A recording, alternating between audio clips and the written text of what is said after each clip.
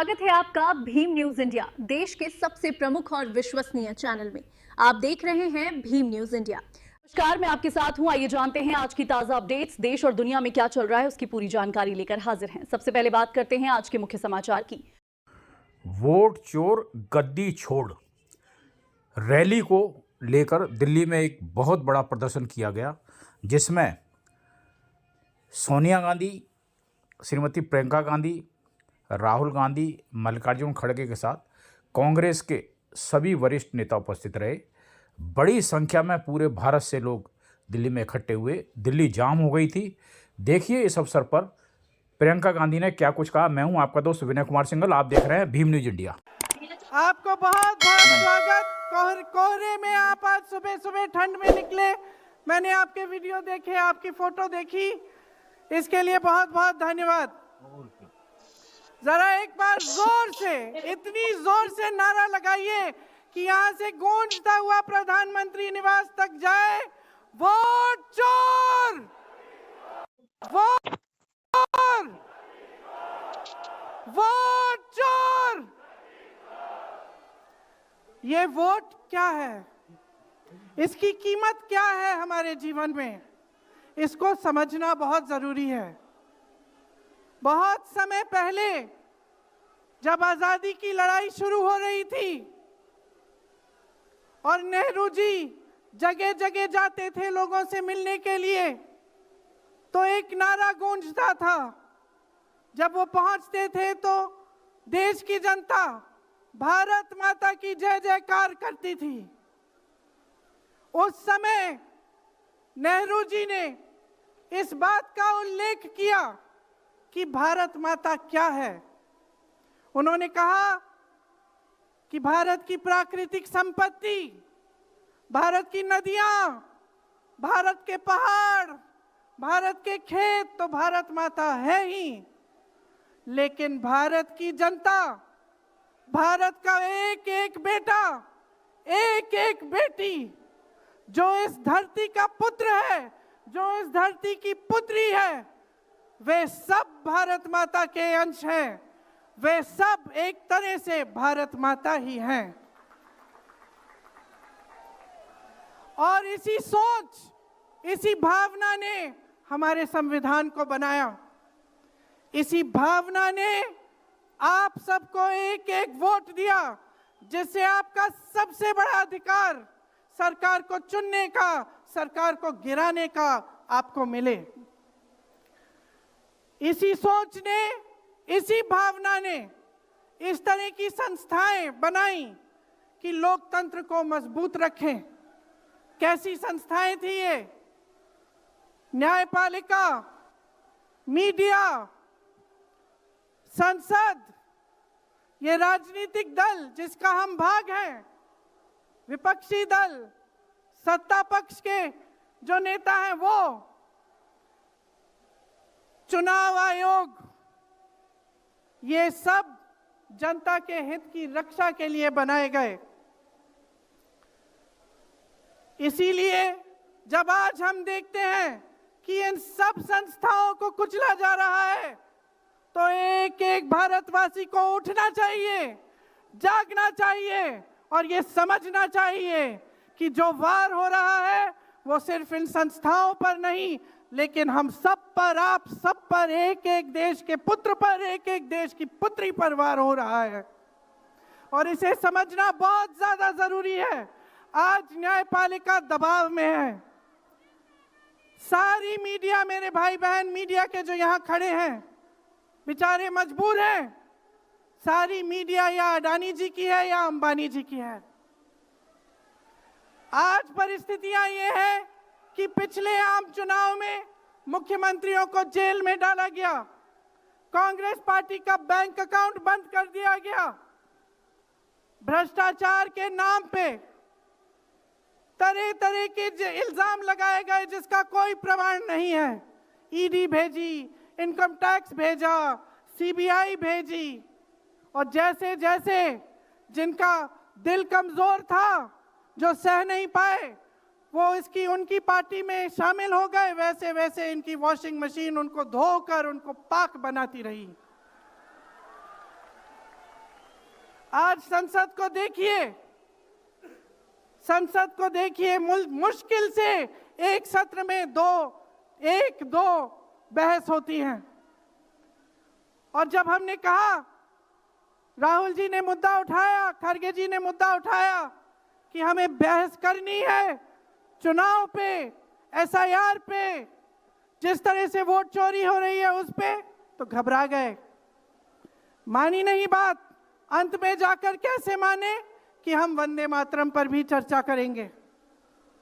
तो हम संसद में ये बहस करते रहे कि राष्ट्रगीत किसका है, राष्ट्रगीत कैसे बना, राष्ट्रगीत क्यों बना, और जो बड़ी बड़ी समस्याएं हैं जिससे आप जूझ रहे हो, बेरोजगारी, महंगाई, पेपर लीक, उसके बारे में चर्चा करने की हिम्मत नहीं है। हिम्मत क्यों नहीं है? क्योंकि अगर इनको एक असली चुनाव लड़ना पड़े, मैं चुनौती देती हूं, एक सही चुनाव लड़ लें, बैलेट पे लड़ लें, तो ये खुद जानते हैं कि कभी नहीं जीत पाएंगे। आज आपको मायूस होने की जरूरत नहीं है कि बिहार का चुनाव हार गए, क्योंकि पूरा देश देख रहा है कि ये चोरी से जीतते हैं। राहुल जी ने प्रेस कॉन्फ्रेंस की, पहले हरियाणा की बात बताई, महाराष्ट्र की बात बताई, कर्नाटक की बात बताई, बिहार में एसआईआर करके 65 लाख वोट काट दिए गए। और अगर ये सारे प्रमाण आप अलग कर दें तो एक साफ और साधारण बात सामने आती है। आचार संहिता के समय 10-10 हजार रुपए आप पहुंचा रहे हो, कोई आपको रोक नहीं रहा है। चुनाव आयोग आंख बंद कर रहा है, आंख मूंद रहा है। तो अगर ये चुनाव चोरी नहीं है तो क्या है? इनके पास जवाब ही नहीं है। ये जानते हैं कि आज के दिन जनता इनसे नाराज है। देखिए, हिले हुए लगते हैं। संसद में मैं देखती हूं, आत्मविश्वास घट गया है, आंखों में आंख मिलाकर नहीं देख पाते, सामने से गुजरते हैं तो यूं आंख झुका देते हैं।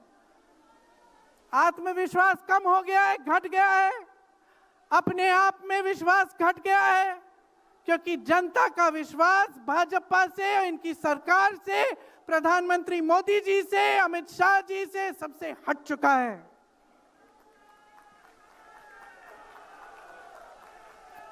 आज इनको चुनाव आयोग की जरूरत है।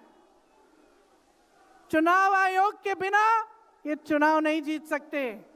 और याद रखिए, चुनाव आयोग के जो मुख्य 3 अधिकारी हैं, उनके नाम आप याद रखिए, कभी मत भूलिए इनके नाम, क्योंकि ये आज हमारे लोकतंत्र पर वार कर रहे हैं।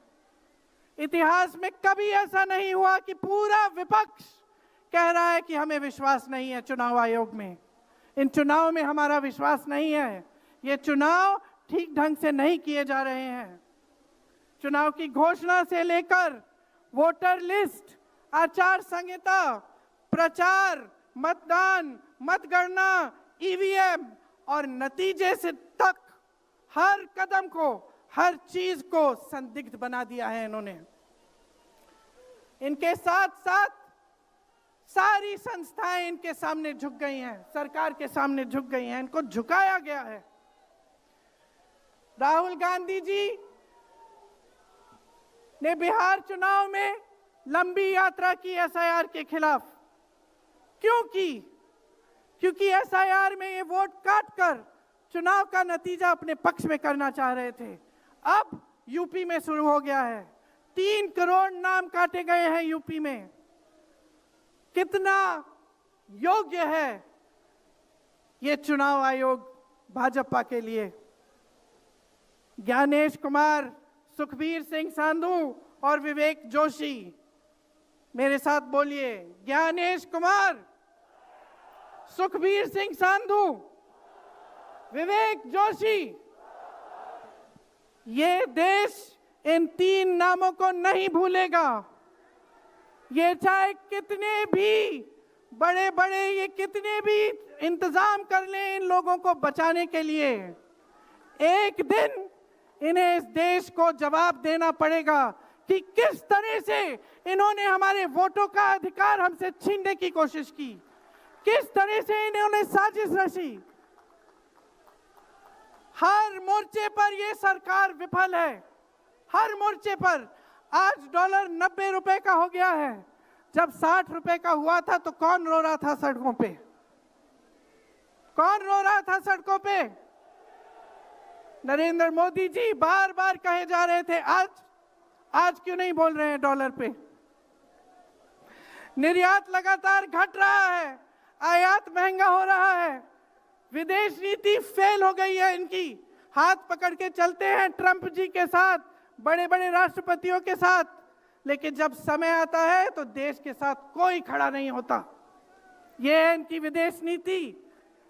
और इनकी नीति कि देश की सारी संपत्ति अपने दो चेलों को, अडानी जी और अंबानी जी को पकड़ा देते हैं। यहां देश का नौजवान महंगाई से जूझ रहा है, बेरोजगारी से जूझ रहा है, पेपर देता है, लीक हो जाता है, कोई उसकी सहायता नहीं है, नशे की तरफ जा रहा है, बैटिंग ऐप में पूरे दिन बिताता है। और बैटिंग ऐप चलाया कहां से जा रहा है? कहां से चलाया जा रहा है? सूत्रों के मुताबिक प्रधानमंत्री के ऑफिस में ही एक शख्स ने बैटिंग ऐप के साथ में घोटाले किए हैं। इसकी चर्चा होती है क्या सदन में? क्यों नहीं होती? आपकी बेरोजगारी की चर्चा होती है, महंगाई की चर्चा होती है, मेरी बहनें यहां खड़ी हैं, आपकी सुरक्षा की चर्चा होती है। ना सदन में होगी, ना बड़ी बड़ी रैलियों में करेंगे ये लोग, ना आपके पास आकर आपसे बात करेंगे, आपके हालचाल पूछेंगे, आपसे पूछेंगे कि किस संघर्ष से आप गुजर रहे हो, कैसे जी रहे हो। क्योंकि हिम्मत नहीं रही इनकी, हिम्मत नहीं रही।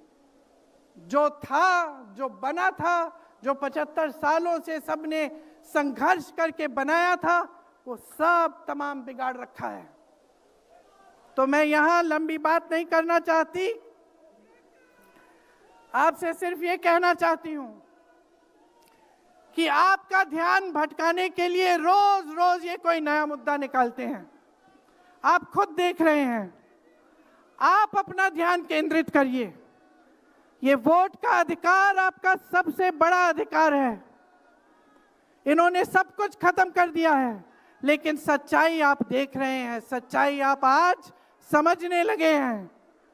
और वो सच्चाई आपकी सच्चाई है, आप जीते हैं उसे। ये आपका अधिकार है जो आस्ते आस्ते आपसे लिया जा रहा है।